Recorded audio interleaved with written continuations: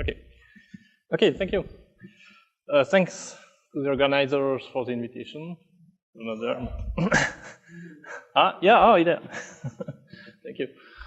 Yeah, and I have to say it's not the same talk that I gave in Durham, so okay. Okay. So that's well, I'll outline the content of the talk anyway. So what I will do is define certain topological field theories in dimension 4k plus 3, so 3, 7, 11, and so on, that involve abelian degree 2k plus 1 form gauge fields.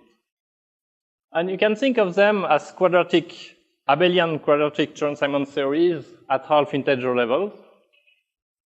So maybe you have heard that in dimension 3 you can define so-called spin Chern-Simons series, which are Chern-Simons series at half integer levels. And for this, you need a spin structure in your manifold. And those spin Chern-Simons series appear, for instance, as effective description of the quantum Hall effect.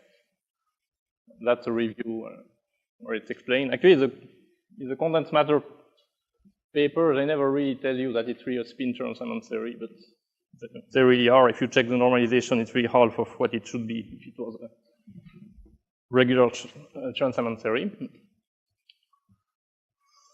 And so, okay, spin Chern-Simons series need a spin structure.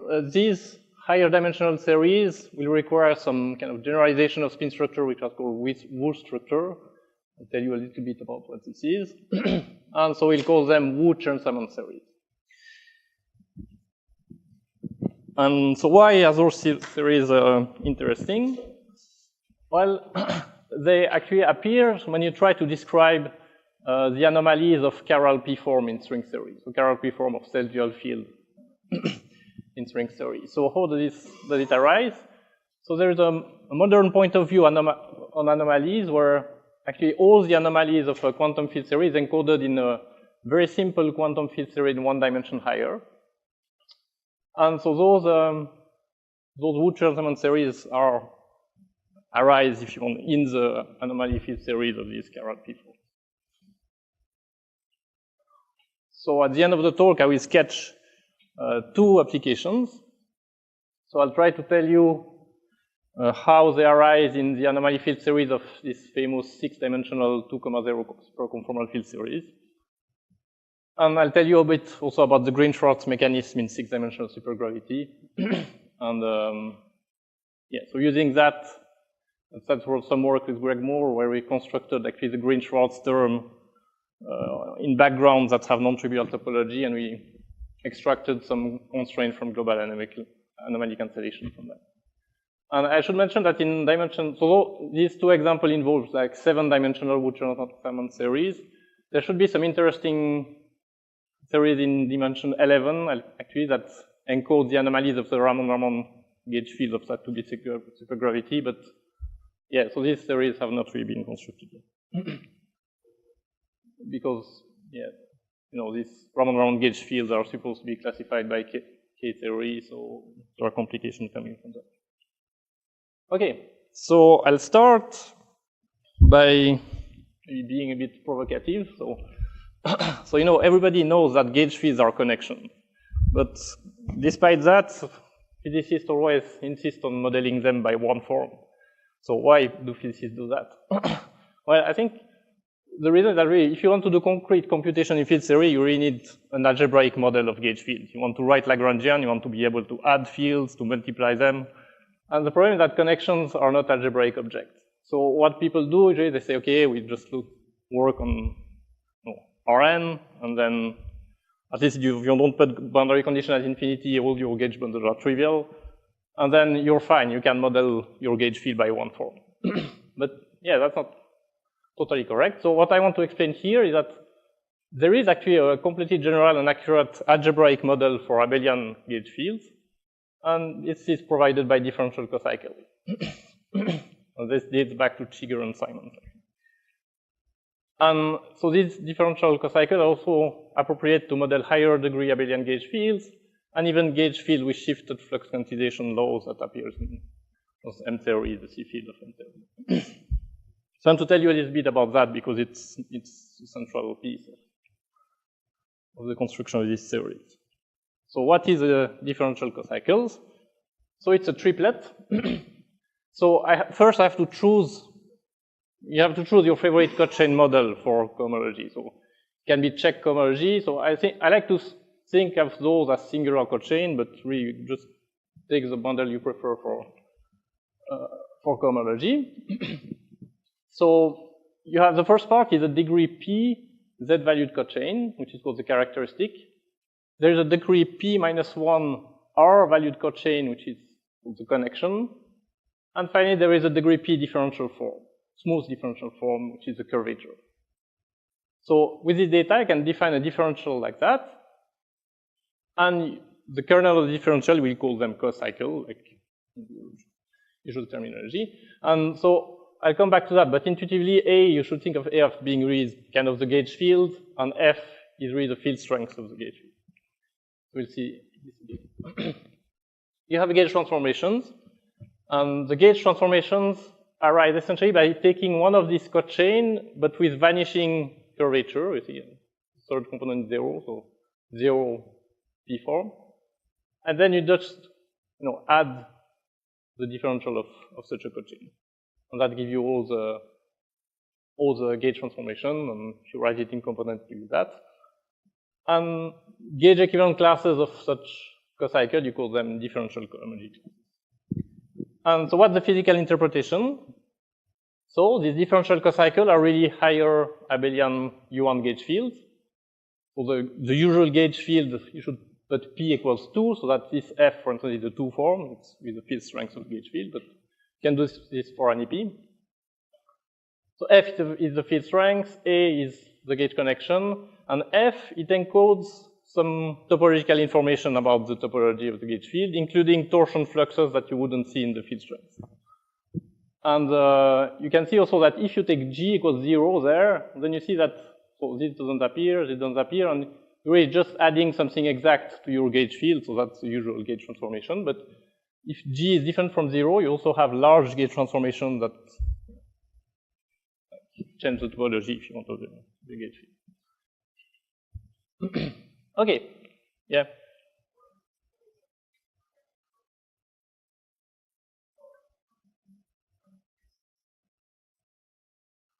Well, I mean, you've tried to write down, for instance, for the M-theory C field, for the 3-gerb, write it explicitly, it would probably take you the whole blackboard, no? Like, it's much simpler, I would say. Yeah, so, yes, it's equivalent. Yeah. Yeah, so it's very compact, I would say. But it's true, it's equivalent to the lean cohomology, for instance, which use this check approach. Yeah. So, if your gauge field happen to be topologically trivial, you can actually make a gauge transformation to arrange so that F equals to 0, and then F equals to dA, and actually you can see that A, you can re-represent it as a differential form, so you recover the standard model for gauge field that everybody uses. So it's interesting, for P equals 1, what you get actually is a U1 scalar field, including also the topologically non-trivial configuration. It's an axiom. For P equals 2, those are U1 valued gauge field, and you can show explicitly that this degree 2 differential cocycle modulo the gauge transformation are really in bijection with the isomorphic classes of U1 bundle with connection. So you're really modeling the right thing. And for P higher than 2, you have higher degree U1 valued gauge fields. Okay. And so I told you I wanted an algebraic model for gauge field. What's great here also is that you have a product as well. So you can obviously add them, this thing, they're just elements of free groups essentially. But you can also multiply them. And so on the characteristic and on the curvature, so the first and the last component, they coincide with the cup and the wedge product. And the connection is a bit more complicated. You have this funny function, which is actually a homotopy between the cup and the wedge product. Well, I don't want to say too much about that, but you need actually this extra piece to make sure that if you take the cup product of two differential cocycles, you get again a differential cocycle, so it's compatible with the differential. Yeah. So you have a product. That's what's important. So yeah. So for instance, now I will write for you, so that you can see the use of this model. Just abelian level K, you want Chern-Simons theory. You know, usually if people want to deal with topologically non-trivial situations, they have to choose a bounding four manifold and write the action like that. But here you can just write a purely three-dimensional action. You just take your differential cocycle that models the gauge field. You take A, check A plus check A, cup check A. You take the connection part, and that's a degree 3 real cochain. You can integrate it on your manifold, and this gives you the action. So let's see that this makes sense. So suppose that you're in the topologically trivial case. So in this case, little f equal to 0, big F is dA, and if you work out the formula for this that I had on the example, you say that you get A cup dA plus this funny part. But now, using the relation of this funny part, you can see that this is exactly what you need to turn this cup product into a wedge product up to some exact term. So you recover the standard Chern-Simons action that you write in the topologically trivial case.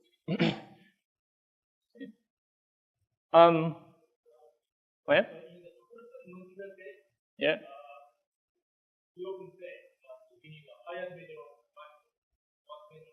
Yeah. Yeah, often people do it. Yeah. Yeah, it is. Yeah. That's the whole point. Yeah, so that's my slide here. So suppose that M is a boundary with A that extends to W. So you see that now I can just write the integral of this thing as the integral of W of D of that, right? That's just a real cochain, so I can just extend it on this four manifold. And the integral of this on M is the same as the integral of D of that on the four manifold. And now you use the fact that this is a cocycle. And the fact that this is a cocycle means that D of the connection is like the curvature minus the characteristic, and then give you that. And this is equals, it's always an integer, so modulo 1, you get the usual formula for the Chern-Simons action in terms of a bounding manifold. Okay, so everything works out pretty well. Yes. And so the great thing also is that you can carry out this definition verbatim in the case of a 4L plus 3-dimensional manifold with degree 2L plus 2 differential cocycle. So this modeling degree 2L plus 1 gauge fields. So for instance, on the 7 manifold with degree 3 gauge fields, you write exactly the same thing and everything works the same. Okay, so now, I told you I want Chern-Simons series at half integer level. So can we do that? So let's look again at this. It's somehow more easy to see what's happening with this action, so in terms of the 4 manifold. So let's see, if we put K to be a half integer, is that well defined? Well, you have to be worried that maybe it may depend on the 4 manifolds that you choose. So if you have two such choices, what you can do is glue them together into a closed manifold. And now you look at, you see the difference of the action here and here will be given by essentially the action on the whole 4 manifold. And for that to be independent, so what you really want is only the exponentiated action to be independent, because that's what happened in the past integral. So it means that for any closed 4 manifold like that, you should have that this is an integer. But this is the same as that, and you see that's just the cup product of an integral class with itself. So if K is an integer, that's okay, but if K is a half an integer, in general, there is no way of ensuring that this would be even. So this shows you that for Chern-Simons theory, you need K to be an integer. So how can you get a half integer? So for this, I want to make a little open parenthesis and tell you about the Wu class. Okay, so the degree P Wu class is a Z2 valued characteristic class on closed, such that if you look at it on a closed 2p dimensional manifold, then it satisfies this relation. So you see that modulo 2 squaring is actually a linear operation, so you can represent it as like cupping with something. So that defines this class. And if you look at orientable manifold, the degree 2 class actually coincides with W2, the second Stiefel-Whitney class, whose vanishing ensures that you have a spin structure. So if we are back to our 4-dimensional case, if Z is spin, then this W2 is 0, and we do have actually that f wedge f is an even integer. Okay, so this means that if you choose, moreover, this Z will be spin automatically if M is spin, and if you require that the bounding manifold W1 and W2 that I had in my previous slide are also spin and extend the spin structure on M. Right? And then you can define the spin Chern-Simons action exactly as before, but now with K a half integer. And the spin condition on M and W just restrict your choice of bounding manifold exactly in such a way that the action between becomes well defined. Okay? So that's spin Chern-Simons theory. Okay. So that definition is very good for spin Chern-Simons theory because it happens that whenever you have a spin 3 manifold, you can always find a spin 4 manifold admitting M as a boundary on which your gauge field extends. And the spin structure also is compatible. That means that the definition we gave is completely general. You can always do it.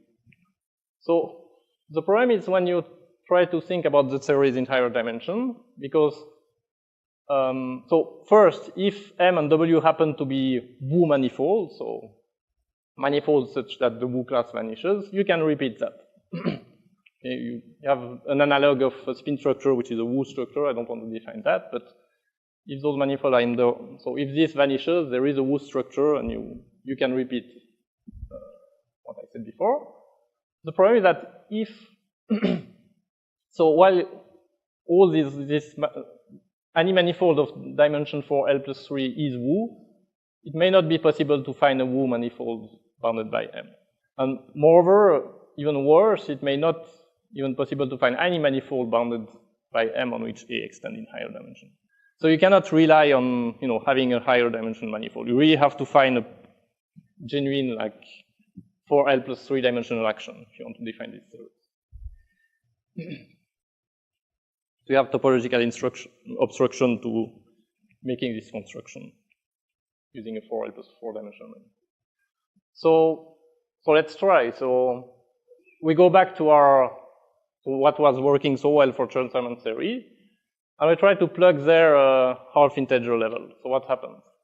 So you can do a gauge transformation, and I mean, just have to do a little bit of algebra. You see that up to an exact term, you get something like that. And you see, so G and F, so G is an arbitrary cochain, integer valued cochain. F is an integer valued cocycle. So there is no way that this will be an element of Z if K is half an integer. There is no way to ensure that this will be even.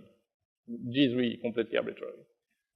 So it means that the exponentiated action, if you define it like that, it's not gauge invariant. It can change by sign under a large gauge transformation. That's catastrophic.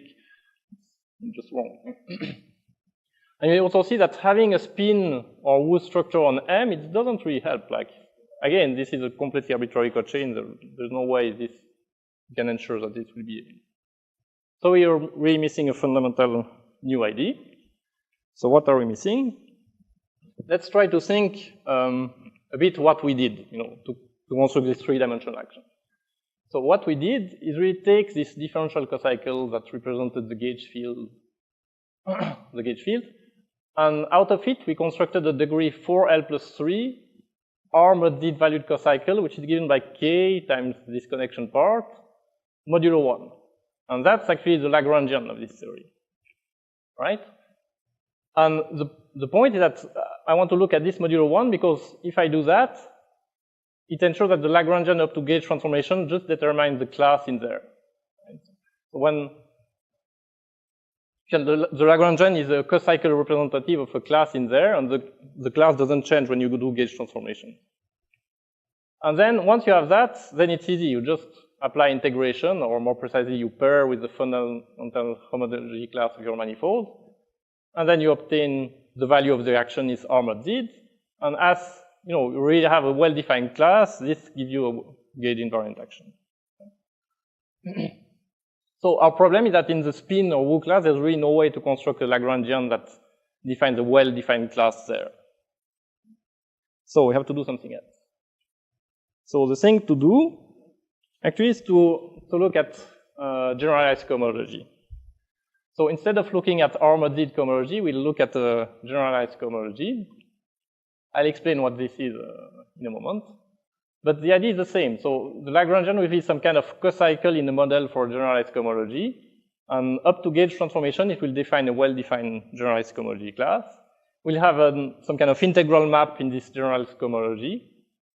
And we'll have actually this integral map only if the space-time carries a spin or Wu structure.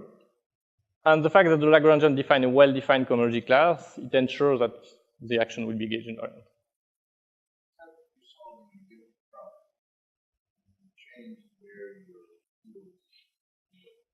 No, the field is always in the same. No, the fields always live in the same space. There are still differential cocycles. The point is that I change what the Lagrangian is, and that's what I need to do because the Lagrangian is not gauge invariant, right? So you will see. And moreover, if I take my action, I take it at an even level, I will recover what I have. Or maybe I won't show you that here, but that's what happened. So it's everything is consistent.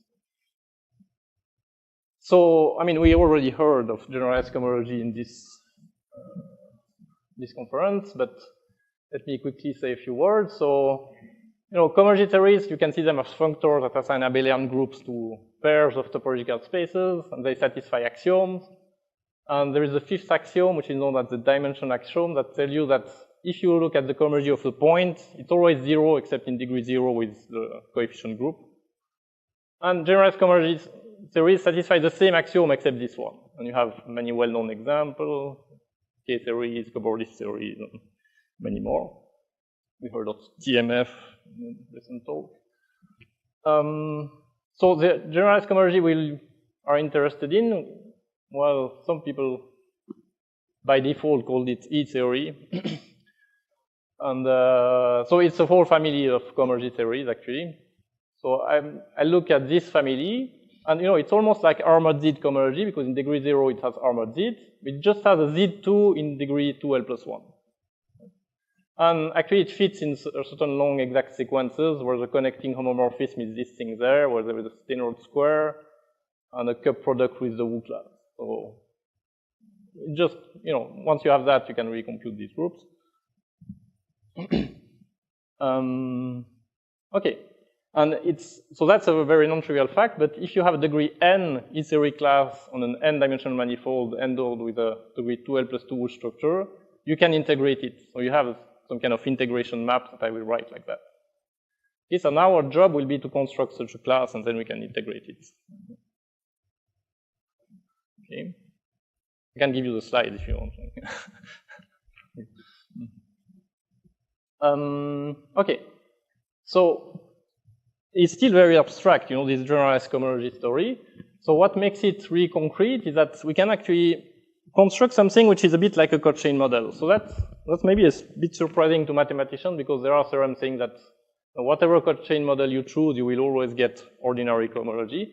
So the trick here is that, so we have essentially 3 groups, but we kind of twist the addition, which become non-commutative, and it's really thanks to that we can get something else than ordinary cohomology. So explicitly, you have a degree P Koch-chain is just a Koch-chain with value in R mod Z, the first component, and a Koch-chain of degree P minus 2L minus 1 with value in Z2 in the second component. And then you have some rule to add them. So you see it's just ordinary addition like that, but there is this twisting factor where this thing has Steinrod's higher cup product. But so those are just products that satisfy well-known relations so that you can compute with them. I don't want to say too much about them. And you also have a differential which has the same form. You see it's just ordinary differential, but there is this kind of twist. That's strange if you want the action of the differential. And just using that, you can show that if you look at closed, so element in the kernel there, modulo exact one, you get a group that's actually isomorphic to this generalized cohomology group. So you have a concrete model where you can do computation. You can add, you can take the differential. Prime 2, yeah, I didn't, I'm not sure what happened at other prime, no idea. The Cochin model, that's me, yeah. The E theory was known before, probably it's Fried who first, there was also Jen Quinn, yeah, with a student of Fried. Yeah, but this model, I mean, there is also a paper by Capucin and Gaiotto where they are pretty close to, they have very similar stories, they don't reformulate like this, but they also have this higher Steenrod products. Okay, so now we can compute the action. Okay, we won't get to the end. Okay, we can define the action. So what's the Lagrangian? So the Lagrangian, it will be a cocycle in this Cochin model. So it will be K times this thing here, which is A cup A. There is an extra part, which is, that's a differential cocycle that you can construct out of the Wu class. I don't want to say too much about it, but you take that, the connection part, and then you take the reduction mod 2 of 2kf. So I remind you that k is half integer. So you can check that this is indeed a cocycle, so you have to apply the differential and do some computation and check that. And then you can also check that if you perform a gauge transformation on A, then this cocycle will change really by something exact. We define really a class in this theory, and then you can construct the action just by integrating this thing. Okay, and that's gauge invariant.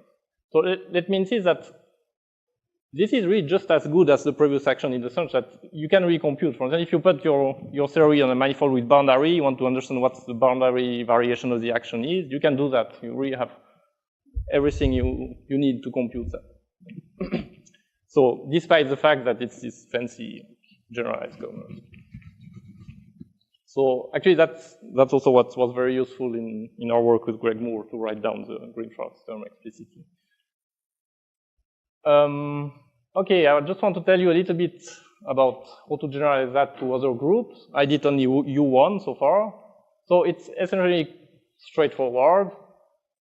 So first, how do you generalize Chern-Simons action? So in general, you can fully specify an abelian Chern-Simons theory by an even lattice. Okay, the gauge group is then just the torus, this torus there.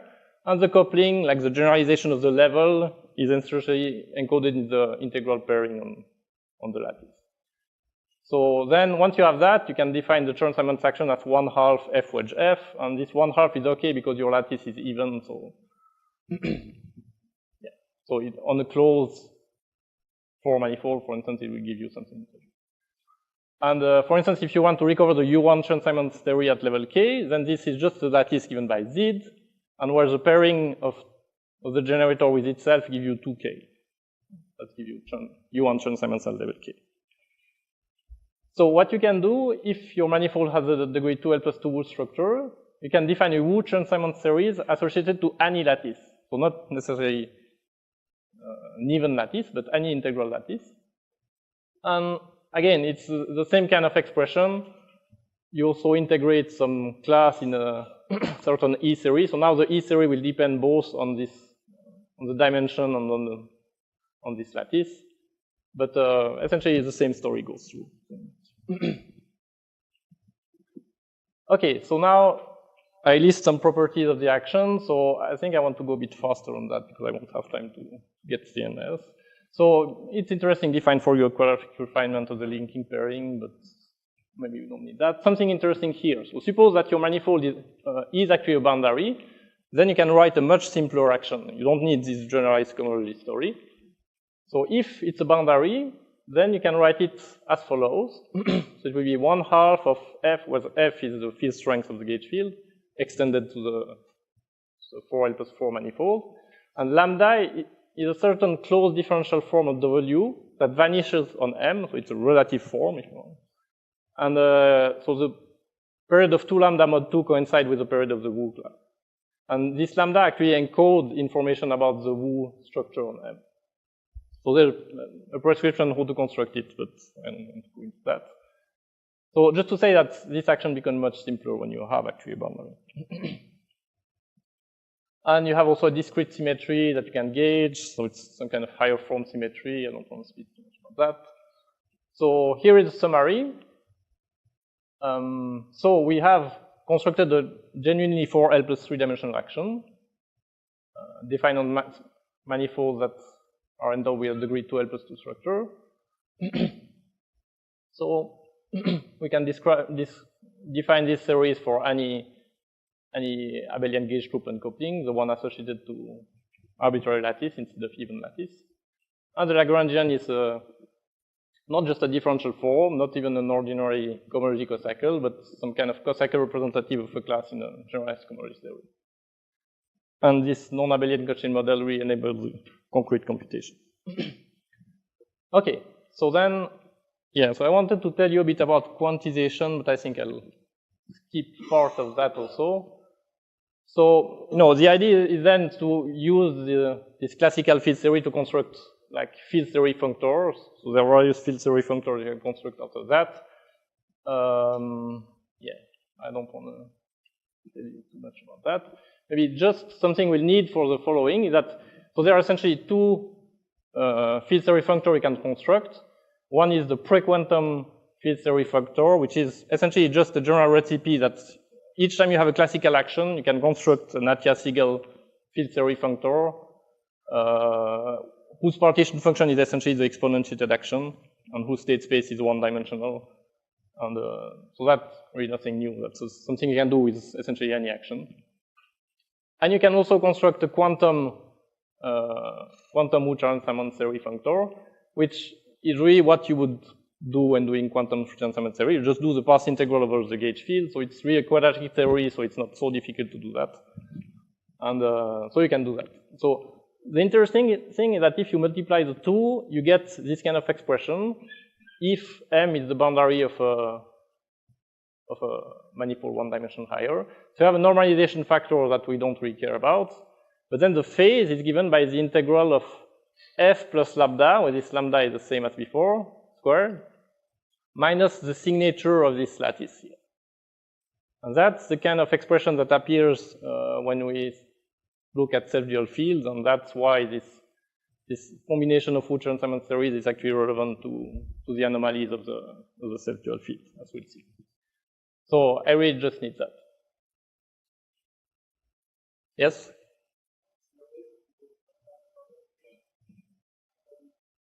Yeah, it's a bit. I mean, it's, if you have two field theory functors, you can take the tensor product of the two, and it just happen to be that. Yeah, that's really the tensor product of the two. Yeah, I mean, maybe there's a way of re-expressing it in a more. But it's not so surprising. If you look even at what, in the quantum Hall effect literature, they also have some gauge fields that are dynamical and some others that are not, and then, integrate over the dynamical one, and yeah, I don't know. Yeah. Yeah, so that's a background field. Okay, so there is also a very interesting story about how do you quantize it, how do you construct a state space. It's essentially like geometric quantization where you replace a symplectic space by a finite group with an alternating pairing, but I don't want to speak about that. So let's go to application. So that was my talk in the RAM actually. So I explained that, if you look at anomalies in a d-dimensional quantum field theory, it's very useful to see it as a quantum field theory in one dimension higher. Essentially, all the information about anomalies are encoded in this d plus one dimensional theory. So there are various ways of thinking about that, but maybe the most conceptual one is to think of this anomaly field theory as some kind of bulk theory that will make a non-anomalous the system given by A in the bulk and F on the boundary. So it's some kind of bulk theory that cancels the anomalies of your anomaly field theory through anomaly inflow. And mathematically, you can see them as can see the anomalous field theory as a natural transformation between field theory functors. But we won't need that. And all the familiar properties of anomalies can be recovered in this framework. So for instance, the quantum Hall effect, what you have is some chiral fermions on the boundary, and you have an effective spin Chern-Simons theory in the bulk. The classical variation of the spin theory on the bulk exactly cancels the quantum anomalies of the fermion on the boundary. So that's an example. So what we want to ask now is, what is this A when F is a theory of chiral 2L form, dimension 4L plus 2? So you see, that covers this case because in 2-dimension chiral fermions are the same as chiral scalars through Bosonization. But we want to look at what happened in higher dimension. And yeah, we won't have time. Okay, so let's just think about it. So recall that you can always describe local anomalies in, say, dimension 4L plus 2 or chiral theory by a degree 4L plus 4 characteristic form. So that's the standard story about anomalies. So for instance, for chiral 2L form coupling to a degree 2L plus 1 abelian gauge field, then this characteristic form will take the form of 1/8 of the Kirsterbruch genus, given in terms of the metric, or the curvature of the metric, minus 1/2 the field strength square of this gauge field that it couples to. And more generally, if you also want to understand global anomalies, what you really need is a geometric invariant in dimension 4L plus 3, which is really nothing but the partition function of this anomaly field theory I mentioned before. So what's the relation between the two? Well, if you're on the 4L plus 3 dimensional manifolds that bound this 4L plus 4 dimensional manifold, you can compute the log of this partition function as the integral of a certain characteristic form plus topological terms, and this characteristic form is exactly the one that encodes the local anomaly. Okay, so that's the relation between the two frameworks. So of course, if you have this general thing that encodes all the anomalies, you can also recover the local anomaly in this way. So now we have to guess what is this for chiral 2L form, right? So the first guess you could have is say, okay, maybe there are just no topological term, and it's just the integral of this like index density or the characteristic form that describes the local anomalies of chiral P form. The problem is that this is not well defined. You see, how do you see that?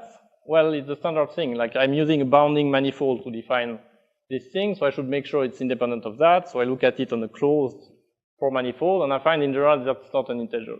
Okay, so that's ill-defined, so it cannot be that. You see that if you add actually this, you construct the lambda as before, and you add that, actually everything becomes well-defined. Because, yeah. So, well, because these things are separately well-defined, and again, if someone is interested, I can explain why, but so it happens that if you do this modification, everything becomes well-defined, and that's actually what.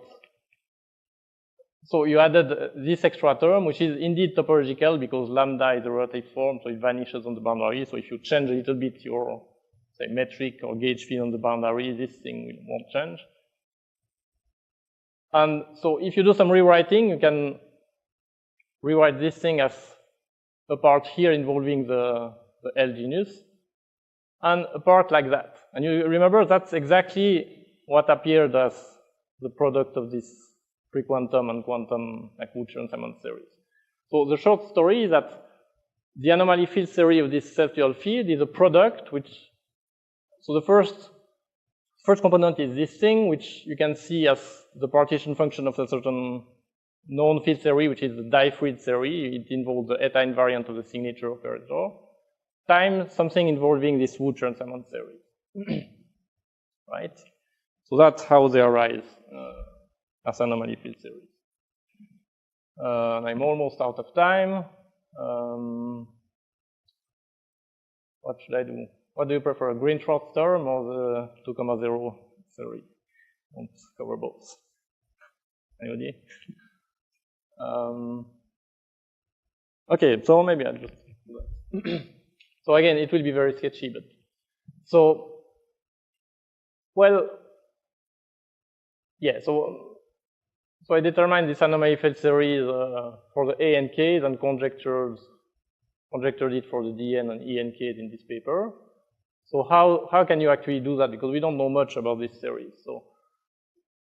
So the AN series is constructed as follows. You consider a stack of N5 brane. You take a suitable decoupling limit.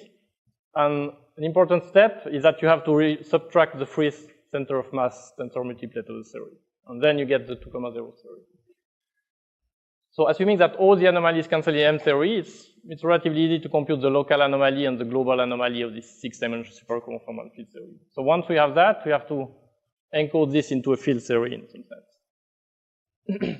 And you see that, so you have to subtract this tensor multiplet. The tensor multiplet contains chiral 2 form, actually. So the chiral 2 form have a charge lattice given by Zn plus 1. So there are charges under this, essentially the M-theory C field, so it's a 3-form H field.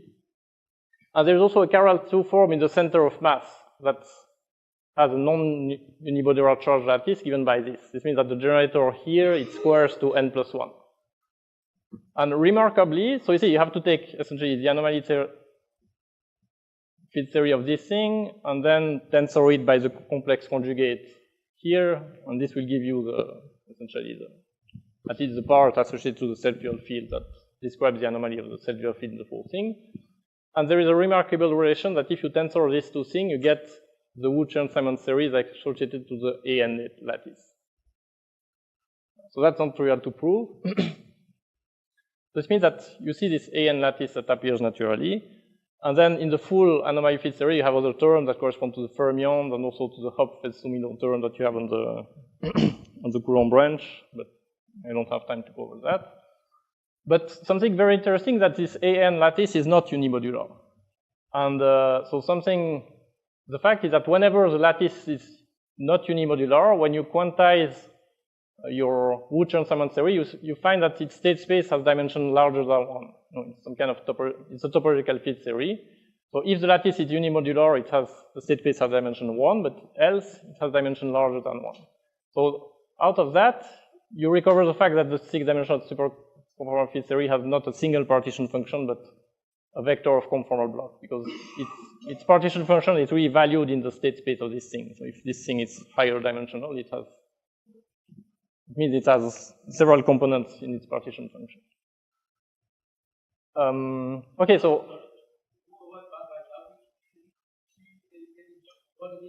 that's the quantum theory. So it's a field theory functor that you obtain by essentially. So you take the Chern-Simons action and you do the path integral over the gauge field, this abelian gauge field.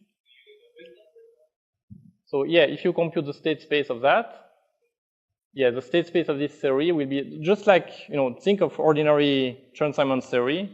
You know that the state space is also like multidimensional, and actually the space of Chern-Simons theory is precisely the space of conformal blocks of the 2-dimensional Velsomino-Witten model. What? So M6 is a state space of the, is a space-time. Yeah.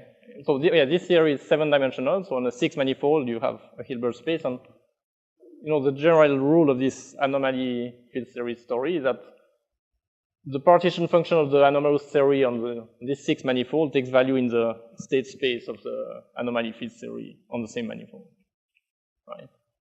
So I think that's interesting because this anomaly field theory determines completely the transformation laws of conformal blocks under diffeomorphism and R-symmetry transformation, including large diffeomorphism and large R-symmetry transformation. So, to picture it, you can think of it as defining analogs of the S and T matrix of 2-dimensional conformal field theories on T2. And so they are computable to the extent that you can compute the partition function of this thing on a suitable 7-dimensional mapping tori, and that's actually not so easy. So I'm not saying that I can really give you these matrices explicitly, but at least you know how to compute them. And I think I'll just stop here because I'm already over time. Thank you.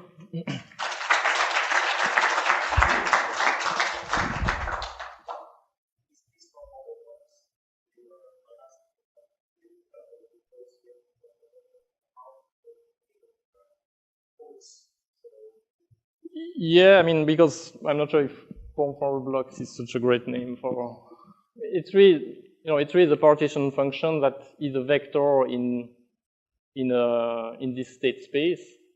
And so if you pick a basis of this state space, then you can decompose your partition function along the basis, and you get several. That's what's happened in the Wheaton and Chern-Simons correspondence. But I mean, I can tell you what this state space is. Yes. Yeah.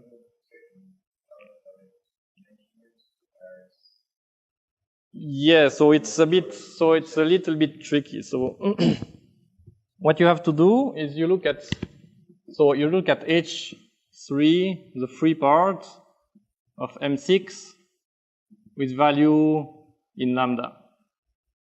Okay, so this would be the AN lattice, for instance, for the AN theory. You look at that, and then, so that's, right. So, sorry, it's a bit more complicated than that. You have to look at it like that. So you take the dual. So that's a finite group. Okay, that's a finite group, and you also have an alternating pairing on this finite group, because you just have the cup product pairing there. It's anti-symmetric because it's because it's H3. Okay, so you have and then you should think of this as some kind of discrete analog of a symplectic space, and then you can do some kind of geometric quantization. And so actually, so Wheaton did something a bit like that in his paper on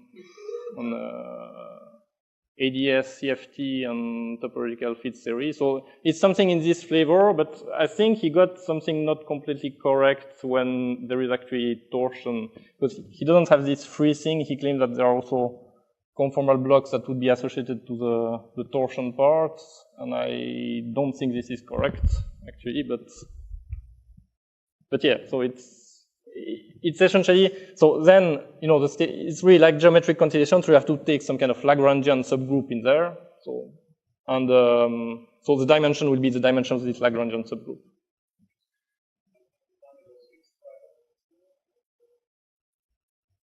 I don't think they speak about it.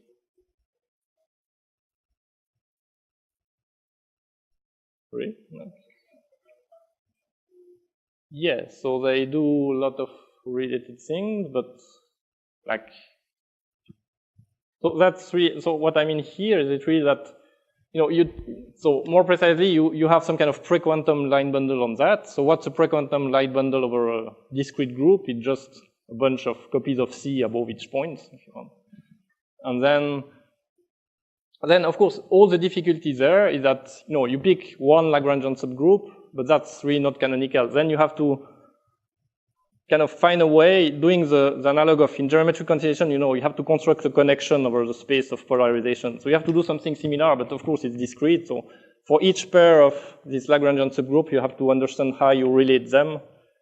And so you have exactly the same story. You can also have some monodromy, which tells you that you have some kind of anomaly in certain case. But there is a way of constructing section of this thing, and that's actually what the state space is if you really want to formulate it in a completely invariant way, without referring to a particular Lagrangian subgroup, because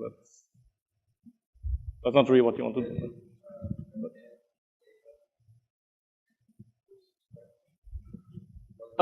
It's there. So that's, yeah, the lattice. So lambda is really the AN, the root lattice of AN. Yeah, so, but that's more conjectural because I don't have a way of deriving it from M series. The point is that once you have the expression for AN, you can replace all the N by purely Lie theoretic data, and then it gives you a natural conjecture for what should happen for the other group. But that's, yeah, maybe less certain. Yeah, but I didn't manage to do anything with that. But in principle, yeah, that could be another way of rederiving all that. That would be a nice check. But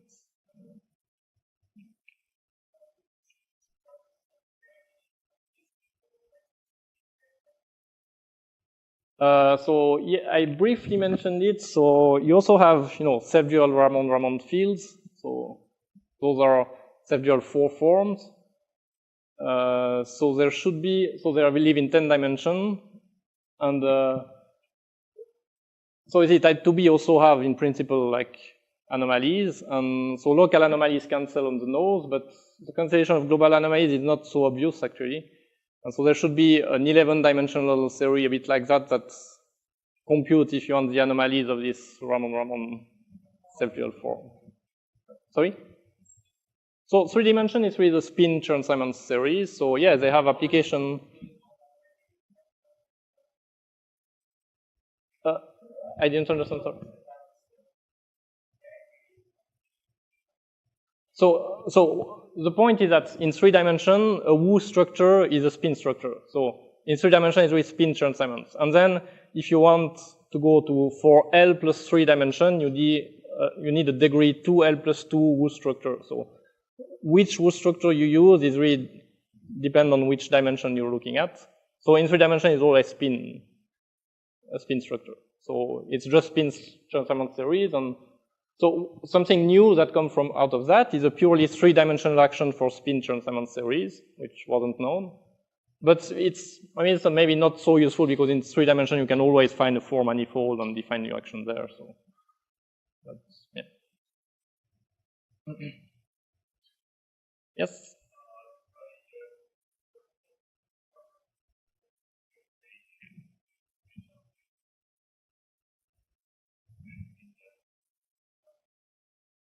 Previous, yeah, did I switch?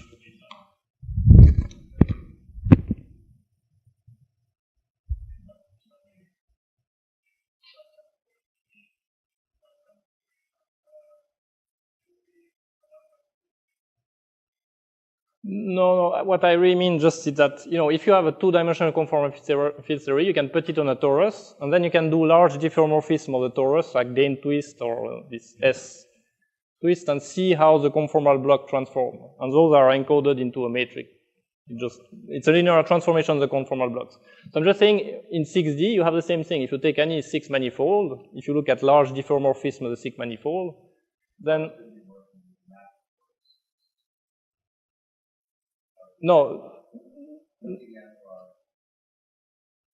So I'm saying you take a large diffeomorphism of the 6 manifold, and out of that you can construct a 7-dimensional mapping torus. Yes, and then indeed, if essentially it amounts to computing the partition function of this anomaly field theory on this mapping torus. Yeah.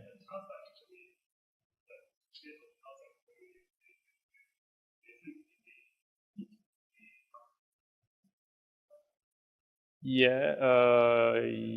Yes. Yeah. So yeah, that's. Yeah. So yeah. So indeed. So here you see so another way of saying that is what you want to know is that if you make a large diffeomorphism on this M6, it will act indeed on this state space, and you want to know how it acts. Okay, because then the conformal block will be a vector in there, and that's it will transform under this representation. So that's another way of putting it. That's always the case. If you have a theory with a symmetry, then the symmetry will act on its state space, and that's what you're looking at. Yeah. Oh, really?